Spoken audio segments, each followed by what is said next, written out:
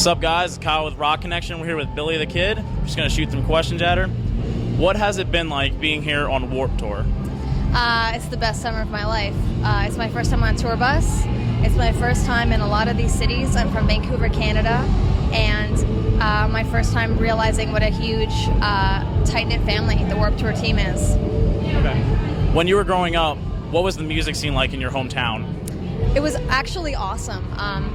And it took me a long time to understand how supportive the punk rock community in Vancouver was when I was a kid, because there weren't too many females in bands. So I grew up thinking that it wasn't an issue and we were all equal. It didn't really matter. And it wasn't until I started leaving my hometown that I realized, you know what, there actually is, you know, this issue of like sexism and misogyny, and people are kind of dirtbags out there. So I was lucky that all the bands I grew up playing with were essentially treating me as an equal. Okay. What do you find your inspiration through? Well, it's half being overly sensitive, and then half just being really driven. I'm independent. I don't have a manager or a booking agent or a label or anything. So I really value the work ethic. So, for example, every time we've had a day off on this tour, I've written one song. So I'm inspired by everything. I'm always putting notes on my phone and making little voice memos. It's mainly like hard time stuff, looking for work, which is something I've had to do many times in my life. There have been a couple records that were the result of, you know, my band breaking up, or a relationship thing, or I've lived in a couple different cities. I feel like I've seen a couple things because I was a foster kid and I grew up in group homes and halfway houses. Okay. So I have a couple places to pull ideas from. Okay. What do you find as the hardest thing to put yourself through, being on a tour or coming up with songs or anything like that? Well, right now the hardest thing is not looking like a total dirtbag when you're sweating all day and there's, you know what I mean, the showers. Yep. But other than that, I mean, typically I either tour by myself in a car or in a van with a bunch of dudes. This is my first time being part of an infrastructure that's so organized.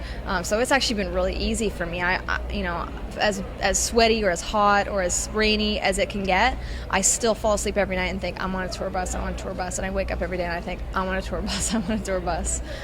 Okay.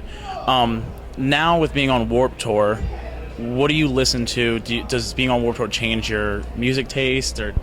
Well, the biggest thing that I can say to that is, on my bus is a rapper named Mac Lethal, who made a YouTube video where he's freestyle rapping and making pancakes.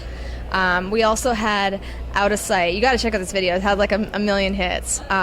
We also had this rap group called Out of Sight on the bus, and it was my first time witnessing a live rap battle on the bus. So the cool thing about Warped Tour is, like, you know, when I started a punk band at 16, I really never thought I'd be here as a singer-songwriter.